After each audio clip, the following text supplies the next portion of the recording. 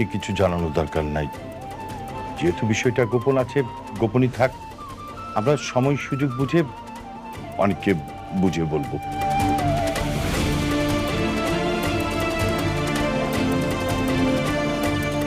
আচ্ছা, কি ব্যাপার?